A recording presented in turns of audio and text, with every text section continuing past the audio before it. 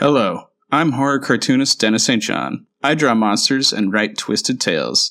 As you can imagine, I was a little obsessed with Buffy the Vampire Slayer. Lucky for me, so were most of my high school friends, all except one. One friend who stubbornly refused to join the Scoobies. So here we are, 20-some-odd years later.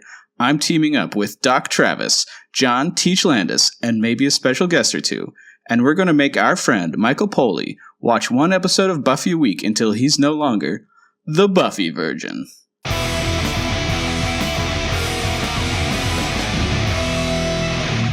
Welcome to Buffy Virgin, a spoiler-free Buffy the Vampire Slayer podcast. We're going to be talking about big snakes blocking the light with Season 5, Episode 8, Shadow. I'm your host, monster expert Dennis St. John. Why don't the rest of you guys introduce yourself from most to least likely to engage with trolls? Hi, my name's Travis. How's it going? I've missed the past couple episodes, so I'm all fired up today to be totally random at times, if needed. My name's John. I think trolls are great. You know, it's how else would we know that we have a successful podcast if it wasn't for people giving a shit? My name is Michael. I'm the Virgin. I've only seen Buffy up to Season 5, Episode 8, Shadow. And I engage with trolls every now and then. I can't help it. But not for much on Buffy, mostly on my own stuff. All right. Thanks, guys. Travis, it's great to have you back. We missed your last episode. And now let's get into reactions. Audience reactions. And we're going to start with a reaction we held off. And Mike, why don't you read it? Okay, this is from Anne. Okay, Travis actually got flack for saying Olivia was too young. That's wild to me. First, the character, if she's the same age as the actress, is a bit young for Giles, if you read the character in context. In Hush, it's pretty obvious that Giles previously told Olivia about the more mystical aspects of his life. I always read that to mean he met her during his ill-spent youth. Let's really stretch the definition of youth here and say Giles was avoiding his destiny and summoning demons until he was 30. She would have been 15 at the time. But let's push that all aside. Let's say she was a 30-year-old portraying a 40-something. The point that all of you mentioned and kind of glossed over was that the actors who played Olivia, Jenny, and Cordelia are basically the same age. This, to me, is the bigger concern over Olivia, and in a broader context, the casting of women as a whole. Hollywood has a legacy or an unfortunate tendency to cast women between the ages of 20 and 35, and not much beyond that, which leads to unrealistic expectations for women. When all 40-something women are played by 30-year-olds, and when so much of people's estimation of women is still based on appearances, it leads to unrealistic expectations. Anyway, Travis, please keep making your outlandish opinions known. They really grow on me. When I first heard you say you wanted Giles gone after Helpless, I thought you were completely out of line. But the more I've thought about it, and the more others have brought it up, the more I think you're not wrong. Thanks for the great podcast. 2 thumbs ups. Yeah. So thanks, Anne, for that. And I wanted to point to Trev that I did like that because you got upset with me for liking people saying negative things about your opinion. I'm an equal opportunity liker. He just likes every damn thing said. I just like drama. That's all. Yeah. And so these are reactions to Season 5, Episode 3. So Sagov9 says, I hate it when they place a chessboard on a set to make some kind of statement about a character, and then they set up the pieces wrong. So that's in reaction to we were talking about like things that irritate us in a movie, like based on our like personal skills or whatever, you know? So I was like, oh, I hate when people use like brushes and pens wrong. So Sagov9's. Geraint Thatcher says, for a Xander episode, it was the best Riley episode ever. Totally accurate. 100%. And Silver Spike said some stuff, and I'm going to cut some of it out because it's spoilery, but it gets this thing of, and why is it humiliating to be his brother's double on the show? Get a grip, boys. It's work. Sometimes you can't be fussy if you want to earn a living. But I thought we were just joking about the like being mean to Kelly Donovan. Obviously, I didn't personally mean any harm, any trash on stunt doubles. We respect stunt doubles on this podcast. We were just making twin jokes, but sorry if they came across as rude to people. And one of our biggest supporters on Twitter, Tracy Morrison, let us know about Buffy in the Big Bang Theory finale. Greatest guest possible. So thanks for that. Thanks, Mom. Tracy has said some very nice things about us before, and All 100% accurate. Yeah. Also, by the way, unbiased. Totally unbiased. Totally unbiased. So thanks for commenting. All right. Those are the reactions for this week. Let's move into the summary for Shadow. The summary. Shadow. Buffy Season 5, Episode 8. Written by David Fury and directed by Daniel Atias, and originally aired November 21st, 2000. Buffy, Dawn, and her mom are waiting at the hospital for the result of the CAT scan while Riley drops by her house and discovers Spike creeping in her bedroom. He's out of the loop, and Spike tries to plant seeds of doubt about his relationship with Buffy into Riley's brain, which generally seems to work. Spike, in return, gets a jolt of sunshine before being thrown out by Riley. Across town in the magic shop, Xander, Willow, Anya, and Giles talk about Riley going all Captain America and blowing up a vampire nest. Only Xander seems put off by this behavior, however. Giles has ordered an advertisement in the Yellow Pages that instantly finds a potential new customer. Only that new customer is Glory. She needs some supplies to cast an ancient and powerful spell to find the key. Since Buffy is the only one that has met Glory, she is able to walk into the magic shop and get her dark and demonic ingredients without any trouble whatsoever. Buffy is anxiously awaiting the result of her mother's biopsy and finds out the unthinkable. It is cancer. Just as she is getting more information from the neurosurgeon, the intern Ben comes along, lies to said surgeon, and offers Buffy some very bad advice. That's just a fact. When Buffy finally meets up with the Scooby Gang, they are loath to tell her what Glory's up to, but after gaslighting Anya for a bit, the truth comes out. Riley is babysitting Dawn when she lets it slip that Buffy just isn't that into him, thus proving that a teenager is more observant than a so-called psych TA. Somehow, Buffy finds Glory, her minion Dreg, and the snake creature at the zoo, but is knocked out and the snake creature escapes to find the key. Riley has gone off the deep end and is getting bitten in a nameless alley by a vampire that was sired by evil Willow in Season 3. But unfortunately he stakes her during the deed. The snake crashes into the magic shop to find Dawn and then races back to tell Glory, but Buffy is able to intercept that slithering menace and keep the secret of the key from her most magnificent glorificus yet again. And let's do great lines. Great lines. I liked Anya in the beginning of the episode. I always like to pick my great lines in the beginning episode because it's like just like a great reminder of how the show starts. I don't know, so I oftentimes pick great lines from then. But she's just talking about flipping through like the magic books and all the history books, and she says, they're like, Xander's like, if it's not written down, how do we know what we're going to look for? And then Anya just says, just do what I do. Flip the pages and look busy, which is totally what it seems like the actors do sometimes on the show, which is great. I also think that means during research mode, she's never helpful. She's not actually helpful, although she shines in this episode. Yes, yeah. Unrelated to actual research. And then I like it when Spike refers to Dawn later on as the bite-sized one when talking with Riley. That's kind of cute.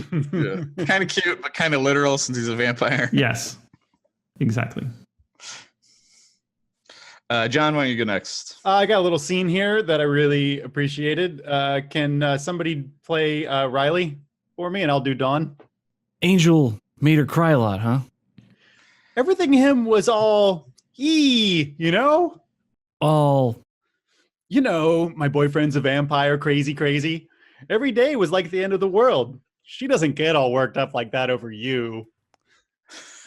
I thought this was a good Dawn clueless moment and a good Riley heartache moment. Really the crux of the episode right there. Yeah. Well, Riley's plot, the C plot. Yeah, the Riley part of it, yeah. I like how, this episode was all about everybody telling Riley what's going on with his relationship. Oh God, being cornered by Xander and being told what's going on in your life has got to be really humiliating. Or Spike, even when you catch him doing the creepiest shit, and then he's like, "Hey, mate, let me tell you a thing or two." Is Spike and Buffy the D plot? Does it go all the way? It goes all the way to a D plot, as far as I can tell. So I picked two Anya lines I really liked. This is Anya strong, baby. Yeah. So I like, I, for one, didn't want to start my day with a slaughter, which goes to show how much I've grown. And then this starts with Xander. Oh, make Mike do Xander. Okay. Just once, I'd like to run into a cult of bunny worshippers. Great. Thank you so much for those nightmares. I knew you were going to pick that one, Dennis, but I love that episode. I almost picked it, but I was like, I know Dennis is going to pick this. I just love this line by Glory because she is such a unique mess and that she has time for vanity in between some of her super aggressive, hyper violent convo. She's all like, does this pump make my ankle look bony? Love it. I love the weird sycophant monk demon character who's struggling to come up with a quick response. It's just really fun. All right, let's do kill count. The kill count. So I got one vampire, which I assume we're going to talk about. One demon, which was face pulped. And in the Glory versus Buffy SmackDown, round 2 goes to Glory, bringing the count to 2-0. All right, let's do weird noticings and trivia. Weird noticings.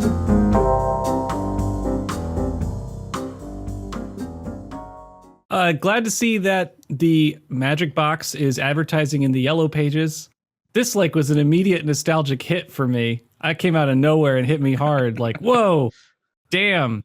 I don't need to tell you about the times I delivered the Yellow Pages because that's boring. But these ads used to be so expensive. They are literally ads for you to stumble upon. Wow.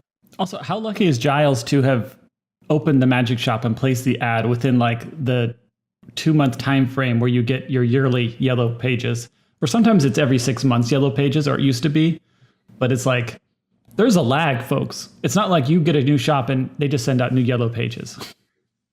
For those of us who enjoy the freeze, zoom, and enhance, there's a lot of great stuff in the Sunnydale Yellow Pages. Well, there's a few mildly. Let's go to the video. If you, first of all, the best thing is in the ad, there's the little Starburst callouts that say crystals, potions, death charms, lollipops for the kids. So Giles copy editor is A+. And then also, if you really, really look closely, Giles is listed in the magicians section. And he has a lot of competition. You can't really make out all their names, unfortunately, but Magical House? What? 30 different magicians listed in the Sunnydale directory. And when Glory sort of tears the page out for 2 frames, you can see the next frame. And you can see that the CD massage parlors sex industry in Sunnydale is going strong. How many of those are secret vampire dens? How many of those are real numbers? Yeah, those aren't 555 numbers. Yeah, Which these the other ones are are. not 555 numbers. 310. These places I didn't even think about doxed. that. What's the 310 area code? We dare any of our adventurous listeners to call any of these numbers for hot oil rubs, Asian beauties, or amour. And then backing up just a tiny bit, Glory being introed, surrounded by gifts and being a huge bitch is amazing. What a wonderful, weird character this is.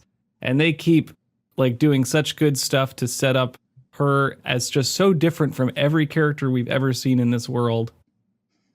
Really enjoying this character and the settings, environment stuff they're doing with her. I'll take you to task just one little bit because I don't think she's a B word in this scene. I just think she's a boss. You know what I mean? She's a boss bitch. She's a bitch. I think boss. she's just a boss. I don't think she does anything really that word. I don't know. My impression of her is that she's just to kill her. I'm constantly anticipating not her a- that's not murdering a- this person, and when she doesn't, she's just a boss. But that's not being. I mean, she threatens to kill him, but that's because she's all business. She's Glory. She's incredibly powerful. I don't know. To me, it's on point with character. That's just my. All right. That's I can retract bitch to B word on your behalf. I'll agree to that. But I'm you got your own opinion. I'm just saying my opinion is different. I don't think she is a B word either. I think she's awesome. You can be both. No, well, in this case, I don't think she is that. All right. We can agree to disagree on that. Yeah, that's what I'm just saying. We're just agreeing to disagree. Speaking of politeness, Tara is the only one who calls Giles Mr. Giles. So good for her. Everybody else, so casual. I mean, at this point, Yeah, like why does she call him Mr. Giles? Especially after learning that he almost killed Buffy in season 3, helpless. But whatever. Whatever. I just thought it's just good character detail of like her upbringing's a little different from everybody else's, and she like refers. It's a Southern thing also to like always refer to like your elders. And a terrified of male authority thing. Great prop work for Glory to hit the demon Dreg with the fancy shoe. I mean, that's just like so on point. Like just getting crazy, hitting him with the shoe. Yeah. Also, she kicks that shoe off. Yeah, it's like I can't remember if they actually had to cut it. I think they cut away. So like, there's no way she actually did it in real life. But if that would have been like a single shot, that would have been effing amazing. Hits him with the shoe like a boss. Yeah. Like just a boss. Like anyone, like Kobe Bryant. You know what I mean? Like at his sneaker commercials. I'm sure that happened. I'm just kidding. Did not happen. I don't know. I get lots of vibes for her that she's like not necessarily evil, but she is simply very powerful. Well, I guess evil's relative. I'm pro Glory. I mean, I told you all. I told you all that I love the season 5 villain. I am pro Glory. I'm actually on Glory's side right now. He would don these robes and get scabbed up for You're her. on her side. There's I'm no on her side. It's crazy. There's no side to understand. I know. I would be right there with Dreg being like, all right, we'll get this key for you, Glory. We're working on it. How easily you're swayed. I'm swayed. This is the most compelling villain we've had in a long time. And all we know is she's running out of time. She got to get home. Timeline. It's a timeline. She's got a Wizard of Oz scenario. She's Dorothy. This is Oz. Get me out of here. She wants to go home. I just wanted to point out that Dreg is played by the actor Kevin Wiseman, who previously played a demon on Angel. He was in the episode after Doyle died. He's the like wormy guy who reminds them of Doyle. It turns out to be bad. And he's most famous for he's a main character in Alias, and he's currently on the show Runaways with Spike, with James Marsters. Oh yeah. So were leather jackets, leather jackets have always been around. Like I understand that concept. But there were Buffy had a leather jacket, Riley had a leather jacket, Glory was wearing leather dress, and Spike has a leather jacket all in this episode. They must have they must have peaked. Like this must have been a thing. Their leather budget is really high on this show. It always has been. Yeah, have a Glory's full leather dress she just wears to the magic shop. That's like pretty intense. It is what's disappointing about all fan-related merchandise. There isn't enough leather goods. Yeah, I don't think Buffy can people could call me wrong, but I don't think Buffy fans like really have that demand for that super high end. The super high end goods, like a real leather dress in the style of Glory. I think there was one leather jacket, like a red leather jacket on the Hot Topic kind of Buffy merch section. But I think it's long gone now. But anyway, just a lot of opportunities for people to step up their cosplay game when they take on these characters. Yeah. At least they're all pretty common items, black leather jackets. You'll always be able to buy that. You know, when I think of leather, I always think of The Matrix. It's like the first place my head goes. That's year 1999, right? Mm-hmm. Yeah, 99. There could be a total leather jacket DB for all this stuff because I don't know enough about it to call any of this stuff out. Yeah. Jacket DB. What the hell's a DB? Database. Deep blue. On that buffering interview with James Marsters that I talked about last week, apparently Spike, there was only 2 leather jackets for the entire series, the real one and the stunt one. And so Spike wore the same jacket through the whole series, which I thought was interesting. Huh. Apparently it really smelled by the end. Oh, it smelled terrible. He smokes all the time. I'm sure it doesn't absorb odor as bad as cloth, but it would smell like ass. Don't smoke. It's a doctor's advice right there. Unprompted advice. That's a freebie. Let's get some hot takes. My hot take is that I think Spike is the new Xander. Are you talking about him being a gross horn dog for Buffy? Just being a creep. So we spent the first 3-4 seasons of this show sort of re-experiencing, those of us who have seen this before, re-experiencing Xander and realizing, wow, what a giant creep that we all thought was funny, but he's actually a creep. And Spike is kind of filling that role now that Xander seems to have moved on a little bit and isn't doing the creepy stuff so much. Spike is really awful, and it's played for laughs in this episode. We're supposed to think it's funny, but he's an actual stalker. I think it's really funny though that his excuse is like it's just a predator thing. Right. Like that's any better. Technically, that's like it's an asexual emotion, kind of, but not exactly in his case. Oh no, it's super twisted, and the show plays it for laughs. Again, this show is tone deaf when it comes to. Don't get me started. It's clearly, is this episode written by a man? Because this show is clearly written by men if they think this could be funny. I think Doug Petrie wrote this episode, who's a very good writer, but I wouldn't want to date him, I guess. It is super creepy. And then the fact that they're both not invited to Buffy's house, like both Riley and Spike. It kind of reads like, do you know that scene in Strangers About Mary where all of the stalkers are having a hang zone? Yeah. And talking about Mary and stuff. This is a little bit of that, but then it doesn't go that direction. It goes to more accusatory about how Riley's kind of like out of touch with what Buffy's really wants and what's going on, and Spike has her emotional secrets. I mean, it is just like a messy, weird scene. This should be the first scene of the show. We should have started the Buffy season 5 with this scene, and we'd be on the right track. This one was written, in fact, by David Fury, not Doug Petrie. Oh, Fury, not Petrie. Okay. Oh, I love David Fury. A lot of good stuff in this episode too. Just I don't know, like all the cringing I used to do for Xander, it feels like I'm doing it for Spike now. Yeah, it's like they didn't get out of that mode. They just shifted it to a new character. Yep, full on creep mode. Yeah. Oh, I guess I'm going to character assassinate Ben the intern. I said, Ben the intern is extremely unethical and insane. This guy gives terrible advice, do the opposite of what he says, literally the worst. I watched this and I forgot, like, this is what they think, like, real advice is. This is, like, bad on so many levels. Lying to someone in a hospital is terrible. And telling the doctor. Yeah.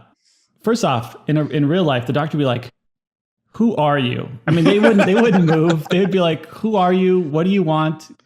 I mean, it's great. They would be able to see through this guy's like, this guy is clueless. I mean, he has like a blank.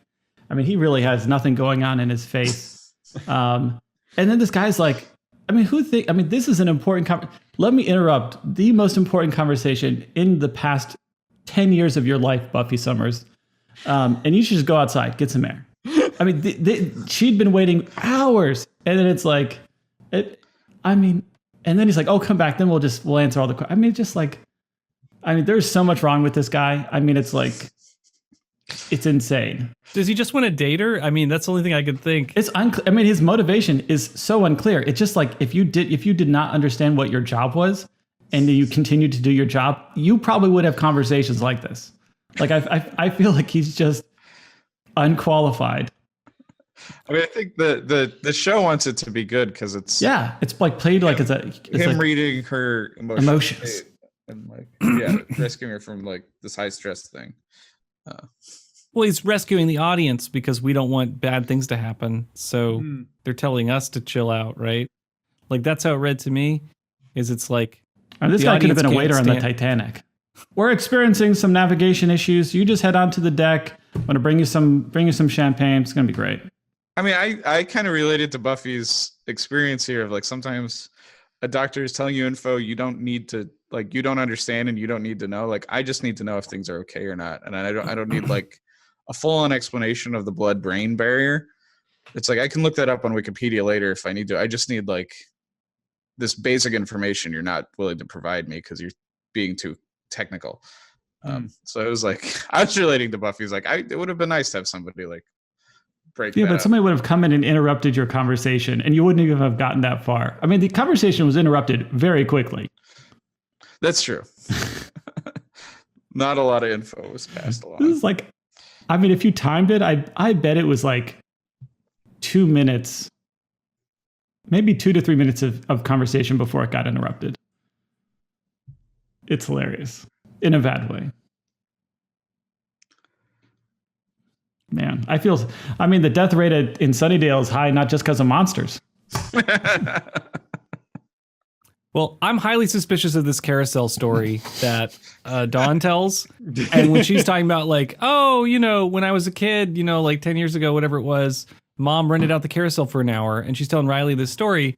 I'm like, my thought was that Riley would put it together that this never happened. Like the carousel is new, or this is like a temporary, like this thing's only here once a year. That's whatever they only started doing this. That's where I was expecting the conversation to go for some reason, for Riley to figure some puzzle out. But he doesn't, because that's not what this show is about. But like just the tone of the conversation and the specificity that Don had about the past being true, and then the story about Angel, it just felt like, oh, this has got to be a moment where the truth is revealed, but it didn't. And that made this scene, I had to rewatch this episode because my brain was in the wrong place for this scene, because like I couldn't understand the scene because I was in a different place where I was like, oh, Don will be found out. That's what's happening here, because that's going to be related to the fact that she's a key, right? And like she's being actively hunted at the moment, right? I'm like, okay, this will come together. And then that's not where it happened at all. So I'm not sure what this scene is for, except to get into the montage, which we'll talk about in a minute. I think it's there to like assess everybody's emotional states. And it is directly stating like Don was there 4 years ago in this world now, but it's like, all these events are a little different now. Like Dawn was there while Buffy was crying about Angel,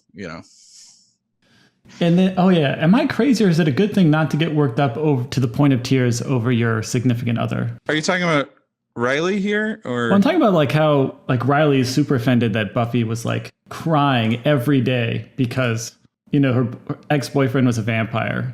I would not get jealous if someone told me about a relationship in which they brought them to tears every day. I'd be like, that is, these are tears of joy. I'm like, that relationship had problems, and I don't want any part of a relationship where I make another person cry every day.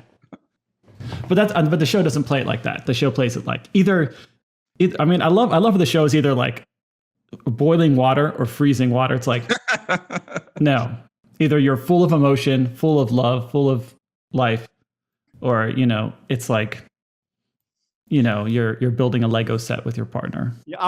And then, oh yeah, it was kind of weird when they don't really gaslight Anya in the magic shop where she like figured things out, but it's like frustrating. She finally figures things out and they're like kind of hiding it, and like, so Buffy doesn't really appreciate how smart Anya is, but it's kind of like subtle gaslighting where she's like, no. They're like, no, they're trying to lie, but she doesn't get it. And then eventually she gets it. So it's not, but it's just kind of like, ugh. Yeah, it does feel like for Anya's being awesome this episode. Yeah, she's straight up awesome. Appreciating how awesome she is, especially that her boyfriend who forgets that bunnies are a trigger. Yeah, that's a deal breaker. Right, and she like figured out how Giles screwed up just by going through receipts like with such attention to detail. Yeah, like a good employee. Like an employee who's probably more of a magic expert than anyone there because she's 1,000 years old. Yeah, she doesn't get enough credit. You guys are totally right. I didn't even think about that when I was watching this. So also Xander totally trashes reptile cults. And I just yesterday went to a reptile expo and I had like the time of my life. So I would be all for reptile cults, way over bunny cults. I'd get so bored petting bunnies, but I don't think I'd get bored petting all different types of reptiles as part of my worship.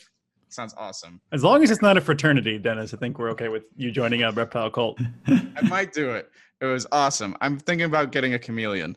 I feel like chameleons really spoke to me more than I thought it was going to be about bearded dragons, but I was just really wowed by chameleons. And like holding snakes is super fun. The thing I'm having a hard time with, I realized I was having a hard time with, is like, because I'm used to petting mammals and stuff, I really wanted to pet their faces, but I know like you can't really do that with a reptile. They're That's not where into the fangs that. live. What are they into? What are reptiles into? Do reptiles want anything Heat. from you? Yeah, they want heat. Okay. So you can pet them as long as it's gentle. And like snakes definitely want to curl up on you because they want your warmth and you're like a warm tree to them. Right. Don't get tricked into feeling like they feel emotions for you. They don't feel those emotions for you, but they're super cool looking.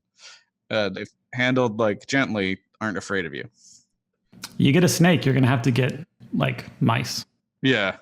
Yeah, that's the issue is like like anything that requires like crickets or roaches or mice, like that's gonna be trouble for my apartment. Nobody wants a surprise snake. So just make sure you let people know if that's what happens, that you have a snake now. I feel like it's also like a decision you have to make that's like this might limit any potential like future dating options. I'm like, you have to be cool with reptiles. You have to join my reptile cult. If we're gonna... So, and because I'm now a snake holding expert, just kidding. I just did it yesterday. Glory holding that cobra is so hella fake. I give props to the actress for like simulating it being a live snake movement. It's like she has to do it just by like grabbing its head and being like, "Oh, snakey wakey!" Like, it's real bad. It's bad, y'all. Later at the Magic Box, somebody comes in and asks Giles for Aleister Crowley Sings, which is a great little throwaway line. Yeah. So I definitely had a Google of that. Unfortunately, there are no known recordings of Aleister Crowley singing. But, I mean, the dude lived like in the early days of recording sound, period. But there are recordings of him reading like crazy occult poetry and chanting and stuff. You can find on the internet if you Google around a bit, which are really creepy because you can't even tell what he's saying. It's like between the like Edison phonograph wax cylinder recording and it being Aleister Crowley doing like weird occult poetry.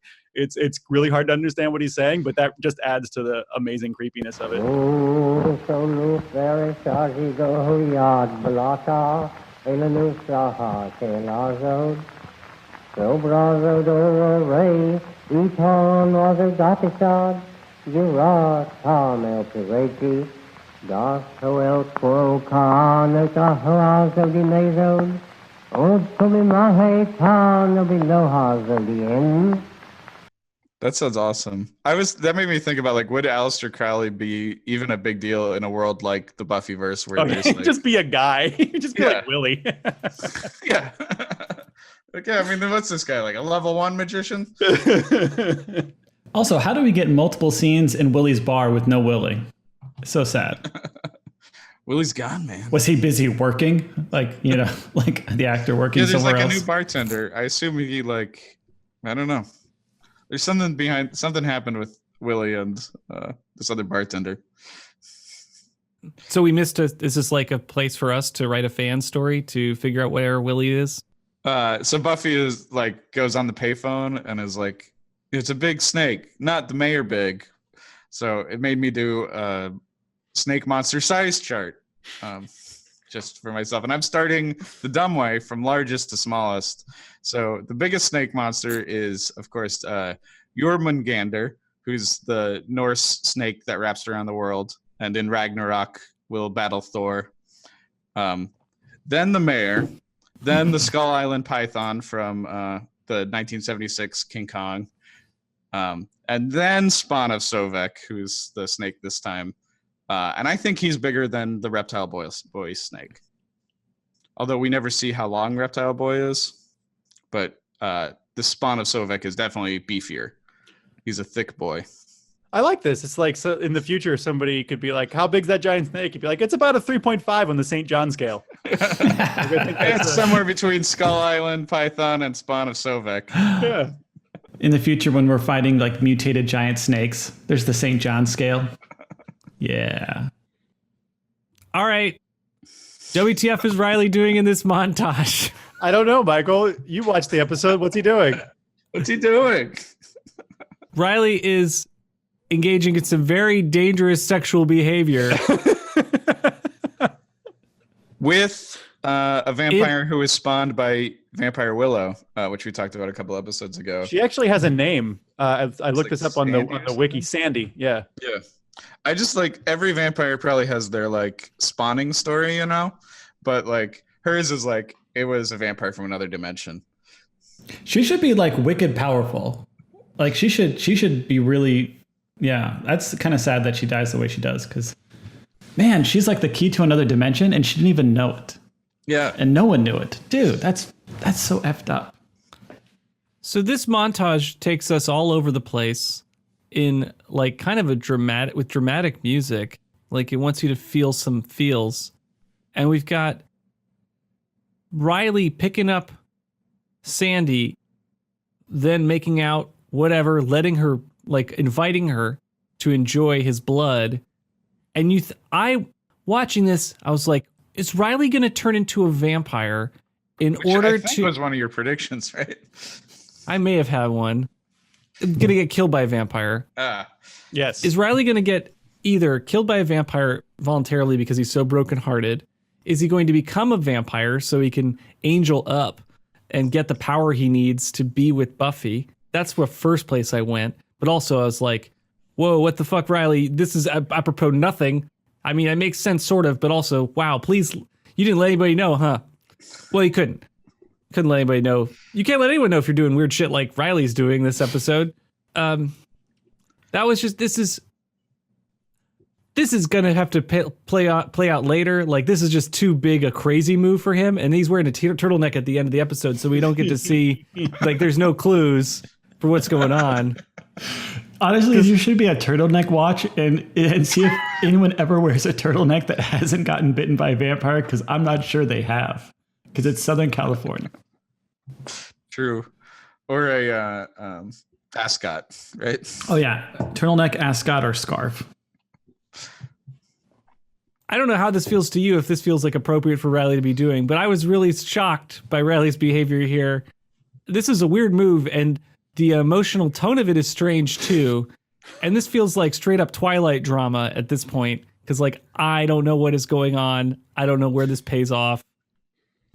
But with Spike on one corner creeping through Buffy's things, and now Riley go up in his creep game by going out and feeling what it's like to get bitten by a vampire, or like to get drained. Like, this is weird. I don't know how I feel about this.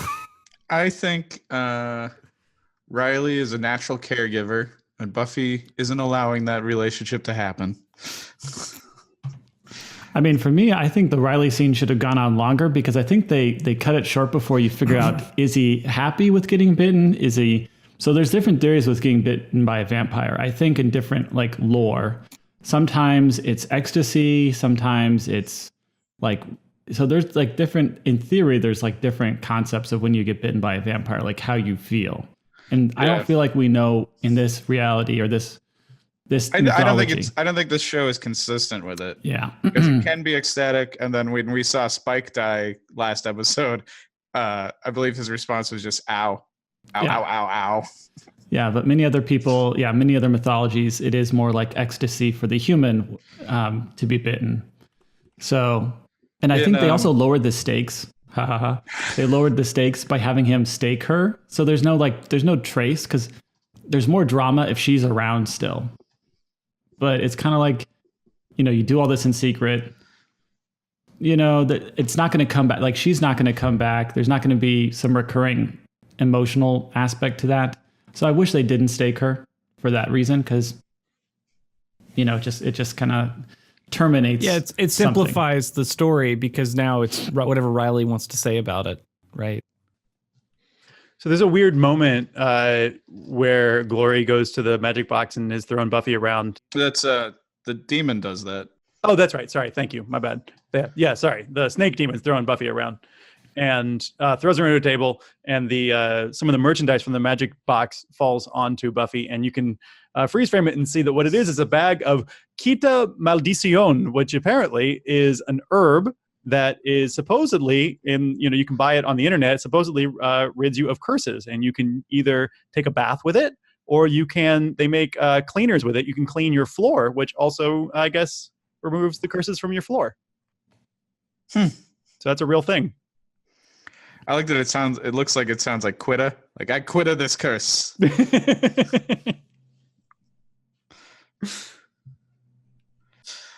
All right. I think we got weird noticings and trivia down. So let's move on to some questions for the group. Questions for the group. What are the first 4 rules that are no-nos in the employer-employee relationship? What is it? Rule number 5 is calling the employer stupid, your boss stupid. So what are the first 4 rules? Zan, this is a callback to Xander Anya. A great little Anya Oh, Anya's so great. I do love, like, I feel like that's a cute part of their relationship I would have So seen cute. is like Xander coaching Anya as to like how to have that relationship. He doesn't know. Well, he doesn't know. He's like terrible at being an employee. Well, he's had a bunch of terrible jobs. He's been through so many jobs. He definitely knows how to like have a job. Her last job was cursing men. Okay. She does need a little bit of remediation. I'm just saying, if I was going to hire a careers counselor for anybody, I wouldn't be Xander. Well, I mean, Xander recently got a promotion. You can't do that if you're like terrible true. at boss relations. Yeah, but how do you get that promotion? All right. I think we have our most important question. So many doctor questions this episode. I think Dawn had a lot of really good questions about why is it called a CAT scan? I think that's that's a really, like, she was adorable when she was asking like the medical questions, because it's like you don't know the right questions to ask, so you ask the questions that pop into your mind that seemingly don't make any sense. And so I don't know, Dawn was extra cute in this episode. So more questions. Sorry, one more. Joyce got diagnosed with, it sounds like, a brain tumor, which she described as her shadow. Is that something that she would have gotten from the conversation about brain tumor, that she would have been like, oh, I have a shadow? I mean, it's super creepy to describe that's true. It is creepy. Physical ailment that way. Is that something that someone would have said to her, or is that writerly weirdness? Like good horror writing, rather. Probably more good horror writing. Probably. I mean, you could, the MRI is especially at that time would have a lot of artifacts, and it wouldn't necessarily be as high resolution as it is now. So back then, it certainly was less precise. So they could have said there's some shadowing artifact. I mean, I can imagine a world in which they use the phrase shadowing or decreased density maybe, or increased density, or I can imagine a world where that could have been used, but my hunch is that's better. That's just more writing.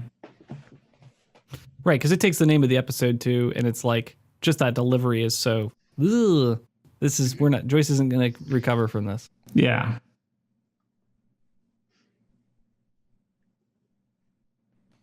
All right, thanks for letting us ask these doctor questions, Trav. And why don't you ask another? I've got a question. So Riley cheated this episode, right? Discuss. Is your question like a literal question? Like, did he, in addition to being bitten, have sex with this vampire? Or is your question more like, does getting bitten constitute cheating?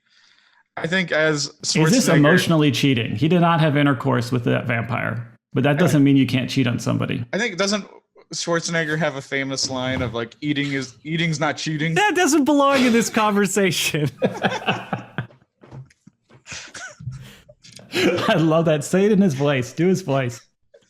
Eating's not cheating. Oh man, I've never tried to do before. Wow. I just watched Twins. I just watched Conan the Barbarian. Anyway, this is like a personality test of who you are in the podcast, depending on what Schwarzenegger movie you just watched.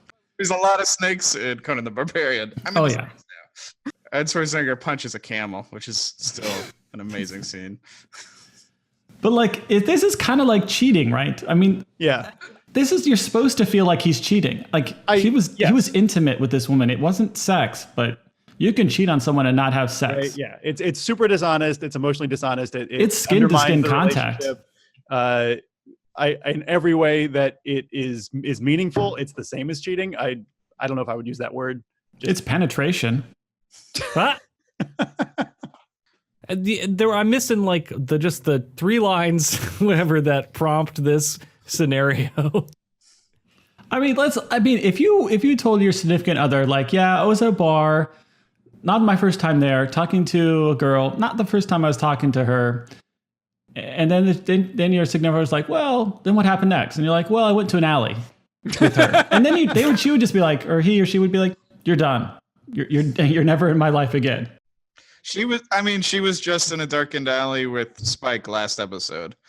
Yeah, I think they're both up to shit. But I think like what Riley's doing is like if you were to describe you're in an experimental phase, I would say he's experimenting. I feel like Spike and Buffy are having something much more meaningful and deeper and is like probably closer to emotional cheating.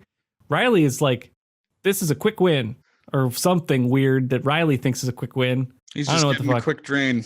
It's like more like one night stand versus emotional cheating, I guess, happening in this way where they can't actually happen because these characters might still stay together in this world. So I don't know. This is weird teen drama stuff at this point because they can't commit to either action because it's not HBO. So it's like, all right, they'll probably still get back together, but this is as fucked up as we can get. And then Riley, he stabs her at the last second, so he's going to survive. Whatever. These are all like fine points. But I agree. I think he cheats. I think you're right, Travis. But I'm concerned if I made a prediction that Riley cheats, that I would be wrong. Well, I think it's literally you would be wrong, but in every way that counts. I mean, it's the same. It's equivalent. I think in Buffy's world, I think she would consider Riley voluntarily letting a vampire bite her as cheating. I believe that those rules would exist in Buffy's mind. Mike could make a prediction that Buffy would consider this cheating. This sounds like it's predictions. Let's save this for predictions. And let's move on to themes and deep stuff.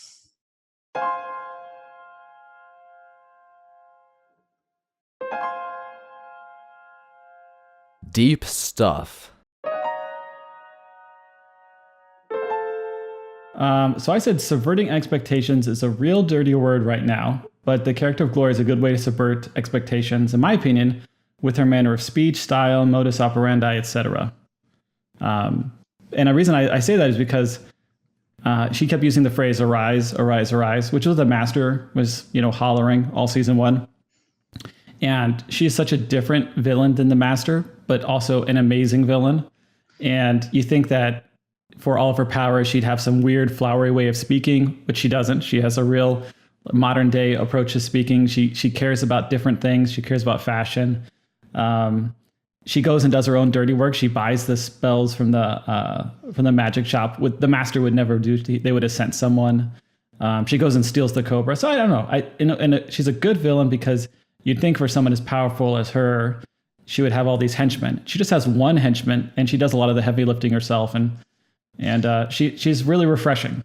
Yeah, I also like it's so much simpler to just go to the magic shop and buy stuff and do it in a human guise or looking like a human instead of like every other bad guy or girl has like all these crazy monster henchmen. And how many times have magic shop owners been killed just because they won't sell things to like a creature, Yeah. It's interesting though that you say subverting expectations is a dirty word right now. I think you're talking about some specific like Twitter stuff, right? Oh no, I'm just joking about Game of Thrones. Everyone is how the ending of Game of Thrones is horrible, and I'm so glad the end of Buffy is not horrible. It's great. So that's not a spoiler. That's not a spoiler. It ends. The series ends great. Like compared to how it could end. It's also not a universally held opinion. Let's end that conversation there. Cared less about Buffy than it does about Game of Thrones, unfortunately. Well, I mean, it's not the dumpster fire Game of Thrones is. I'm just saying I'm doing really well on my Game of Thrones betting pool because I picked the dragon, and so I got a lot of points for him. Drogo. Anyway, sorry. John, you got the next one. Oh, just I think to continue the conversation a little bit that we were having earlier, I think one of the reads on Riley's behavior is that he conceives of himself, at least, that he's too boring, right? Like Spike calls him white bread in this episode. And, Spike tells him that she likes a little more monster in her man or whatever. And so one read of what Riley's doing is that he's trying to do that. He's trying to embrace a dark side that he may or may not actually have. And I don't know. I'm wondering how much that tracks in real life. I do think that there's a thing where when you are involved with somebody whose like experience of life is really different than yours, right? Like they've been through way more horrible stuff in their life or way less horrible stuff in their life than you have. it is kind of hard to relate to them. And that I'm just thinking of one relationship that I had a while back where it was trying to talk to somebody and compare what your life has been like. It's like somebody from another planet. Mm-hmm. Because yeah, I've definitely experienced that. They just have, you just have these really different experiences of life. And I do think that can be a barrier to intimacy, although obviously it's really poorly handled by everyone here. I also like the color coding of like Riley's getting darker, so he's wearing leather, but he's not full dark, so he's not wearing black leather. He's wearing like this like and it's not like when Buffy wears red leather, it's like a passionate red, and this is like still like a muted red. Yeah, he's still in the khaki space, really. Trav, do you have more to add to that? Because you were kind of bringing that up in the weird noticings. Oh yeah, I mean, I think it ties into the. I mean, I totally agree with John. I mean, the idea that you have this idea, opposites attract. There's a lot of like the relationship tropes, but definitely, I think in real life, if you're with someone, you try to get into the things that they're into to some degree. You try getting into crack, you're like, well, that's a red flag. But I mean, Riley just is it's just a kind of an immature character. I mean, this is a real immature way of trying to embrace the supernatural. But also the idea that there's not a lot of that in Riley requires a very short memory. Yeah, Riley's a super dark, not a terribly good person. Like it wasn't that long ago he was doing surgery on his own Also, it was not that long ago he pointed a gun at an innocent person. Like he's plenty dark. He's just not supernatural that he's not. I mean, he's kind of supernatural, right? I mean, I guess he lost his supernatural game a couple and I think a lot of of this is tying into that also. Like his loss of strength is losing his super strength is like bringing up like issues of what he thinks Buffy needs in a boyfriend. But for being being older, he's very immature. Yeah, I actually wanted to talk about Buffy's maturity this season. That's off the charts. Because like even from the beginning of the season with her dealing with Dawn as a brat in that sense of like angry sisters to like where she is taking the adult roles in the like hospital scenes and like caring for Dawn. It's just like interesting to watch this growth happen so quickly. I wanted to bring that up for themes. Yeah, they do a good job of that this episode. That's really fun. I mean, you have to wonder. I mean, you don't have to wonder. I mean, I think it's organic. I think she's been through enough crap in her life that yes, you can flip a switch and that's totally legit. You know, I don't think it's that unusual. You could also wonder, was this part of the spell for the key, right? When they made the key, did they juice up Buffy's maturity level, or is this like an unintended side effect of the spell, right? You know, because like every action has a reaction. It's just some food for thought, but I don't think it has to be. I think organically, Buffy is a very mature woman. One of the things she struggled with this episode is like Buffy as a character has always like relied on her strength to overcome obstacles, and like this episode hits her with the like real world problems, like health problems that can't be overcome by magic or strength. And it's also like a total switch from the show for the show itself, because it's always treated every obstacle as mystical. To get into the monster is the metaphor thing. So like before, even like childhood sickness is a demon whose neck she could snap, and now it's like she's hitting that wall of the real world. And so it's like the show is maturing along with Buffy right now, which is interesting. But she and Riley have a lot in common though, right? Like the way that they want to handle things with violence. Like Riley going into the tomb with a grenade, Buffy chasing after the snake without any support. Like they're both tough guys in how they want to handle things. So, I mean, like as much as you're calling the maturity for Buffy, I mean, that's a pretty immature move. Yeah. I mean, we're all rooting for her because the snake's going to return to glory and tell her that the key is Dawn or whatever it's going to tell her. But like, and I guess it doesn't make it, but sure, her solo move is stupid. Yeah, no, you're right. I was thinking more of her maturity in relation to her relationship with Dawn and her mom. But yeah, then. Well, I don't know. I'm going to defend Buffy because you said it's also realistic to me about like real life of like I'm going to hold in all all this stuff and like be the caregiver for people and stuff as long as I can. And then when I'm off by myself, I'm gonna like do something really stupid because I need to like get. So I'm gonna move on to recommendations.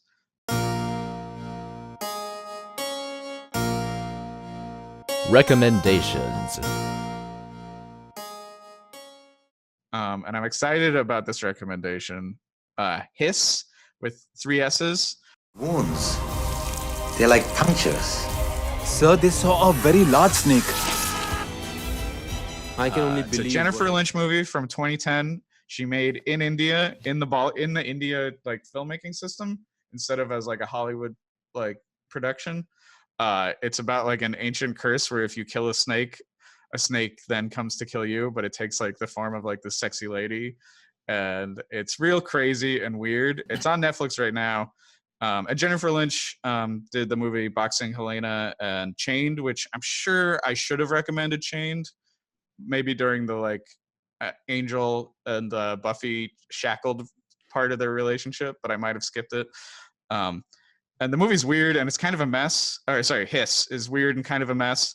And I haven't seen it, but there's a documentary about the making of it called Despite the Gods, and about like what a hard time Jennifer Lynch had making the movie. And so I pulled up a trailer for that, and I just wanted to read a quote from that where she's having a nervous breakdown, and she's like, "It's just so absurd.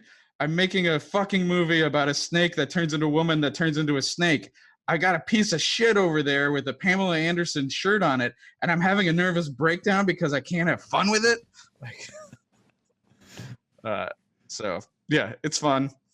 So that's the snake portion. I could go on with more snake movies. I mentioned Conan the Barbarian, but those are my 2 recs. And then for the waiting room scenes, I'm going to recommend The Big Sick. I'm looking for Emily Gardner. She was checked in tonight. There's an infection. We put her in a medically induced coma. Coma. You should call her friend. It's the Kumail Nanjiani movie he made a couple years ago, and it's really good. It's about his girlfriend gets put into medically induced coma, and it's basically like him meeting her family and like kind of falling in love with her again while she's in a coma. So it's like a lot of waiting room scenes. It's good, based on true story. So those are my recs. Let's move on to predictions.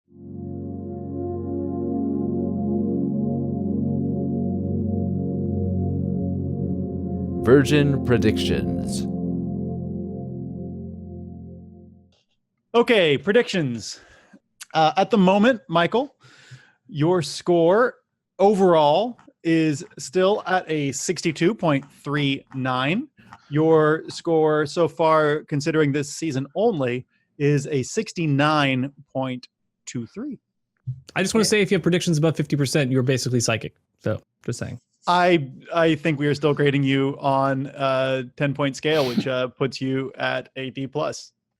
So looking back a couple episodes, Travis pointed out we have a prediction open from season 2, episode 17, which states that Giles has never been a watcher for another Slayer before. And in the previous episode, Travis, can you explain this? I think this was confirmed because the previous episode, Buffy almost dies when she was fighting a vampire, and so she wanted to find out what happened to the Slayers, how all the other previous Slayers had died. And she and Giles researched, but they couldn't find any writings from the previous Watchers. And it kind of implies that Giles has never had a Slayer before to tell her, oh, this is how my previous Slayer died. Yeah, this is one of those ones that I think we've known is correct for a long time now. It's just a question of when do we bring it up, and I think now seems as good a time as any. So let's go ahead and confirm that Giles has never been the Watcher for another Slayer before. We have one from season 3, episode 4. The next time Buffy gets good advice from an adult other than Giles or Joyce, that adult will die in this episode. Now, this hinges on whether or not we believe that Ben the intern has given Buffy good advice.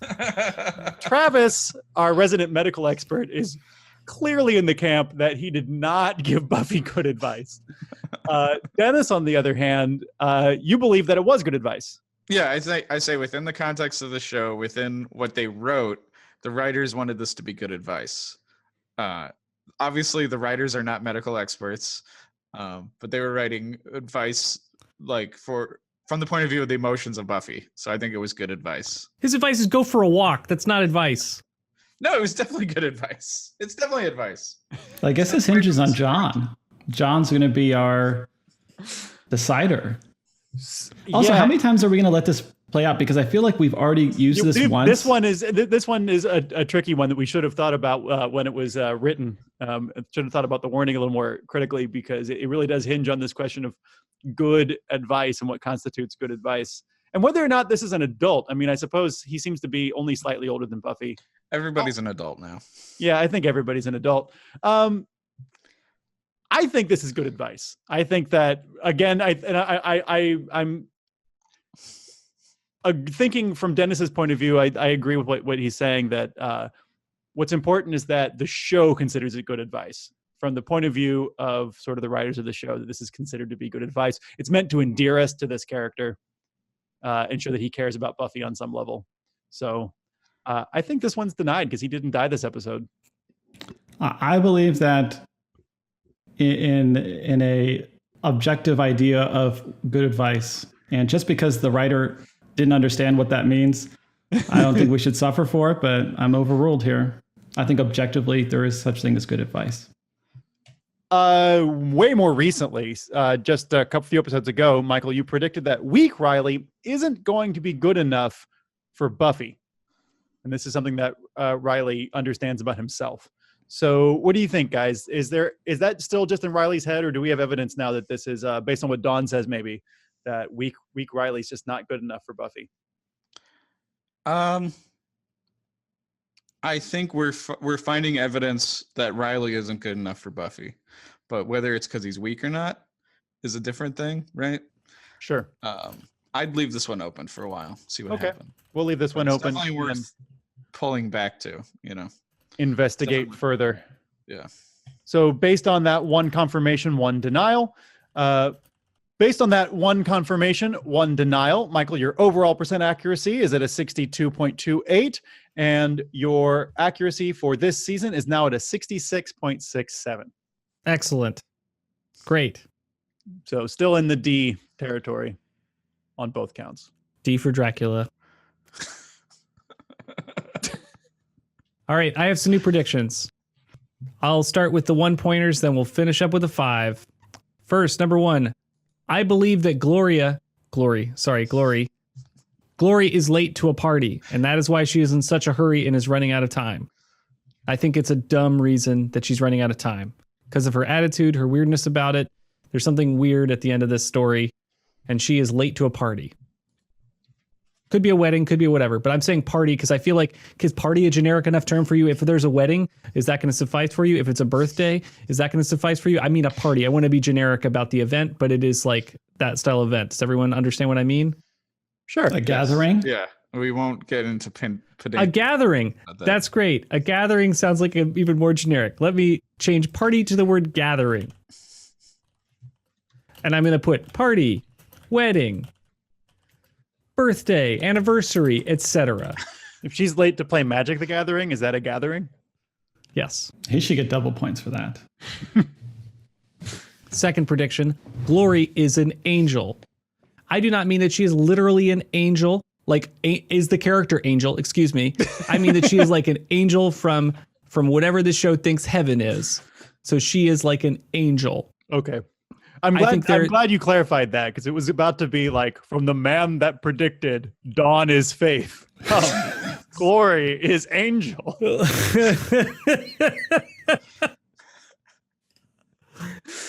Glory is an angel. I shouldn't capitalize. Let me not capitalize angel, because that's going to throw this shit. Glory is an angel. The from heaven type. Now, if it turns out that there are different kinds of angels within heaven and that she is a subtype and not actually an angel, but like a weird, like they have a term for the kind of angel she is, or the kind of heavenly, I mean, she's a heavenly creature. She is from heaven. She's a good guy in this universe, and she's trying to get back to the good place. So she's not literally an angel. I want this damn point, but she is from heaven. Maybe I should say Glory is from heaven, but she's an angel. Okay. Third prediction. Riley will tell Buffy that he got bit, but he won't tell her that he chose to get bitten. Like, they will get exposed, and he's gonna shrug it off and say he got lazy or whatever. And Buffy, I know, and that's the end of the prediction, but I believe Buffy will interpret that as Riley's weakness, and she needs to protect Riley. Okay, fourth prediction. Spike will have a pile of Buffy clothes in his apartment, his house, whatever you call it. He's just gonna have a pile of clothes the next time we see him. Not next time necessarily. We will see a pile. Spike has a pile of clothes of Buffy's. Spike has a pile of Buffy's clothes in his apartment. And my final super prediction, Joyce will appear on an episode after she dies on the show. Now, it could be a dream, could be paranormal, could be some kind of creative way that they choose to have Joyce reappear, but Joyce will reappear on an episode after she dies. Or something would count. Yeah, I mean, Jenny Calendar came back a few times after she died. You know, that's a weak point on Buffy's part, so a character could manipulate her and appear as Joyce or send a Joyce. Like, I mean, there's so many ways they could use Joyce. I don't even know what they'll do. But it's too good not to use. Those are my predictions for this ep. Excellent. Saw a lot of grimaces around the glory stuff, so I'm excited that that's either super off the mark or on it. I don't know who's grimacing. Nobody's grimacing. There's no grimacing here. Lot of Hamburglers, no grimace. All right. I think that's it. So I've been your host, Dennis St. John. It's Dennis with one N. I'm at DENISCOMIX on Twitter, and that's my .com. And you can find my books. They're comics, they're horror, wherever the internet is found. Michael, where can people find you, and what are you doing? youtube.com/user/MP197400. I'm making videos about stuff. That's all. I'm a little behind because I got this full-time contract gig, but I'll be back up soon. Nice. So I want to thank you one and all for listening and talking to us at Buffy Virgin. If you disagree with any of the insane things we said this week, don't bring it to us. We don't care. No, I'm just kidding. We totally care. We totally care. We want to hear. We'll talk to you about it. We are BuffyVirgin.com, and we have a YouTube, a blog, a Twitter, and an Instagram. And you can reach out. We love to hear from you. Don't forget to rate and review us on the podcast listener of your choice, and we'll see you in hell.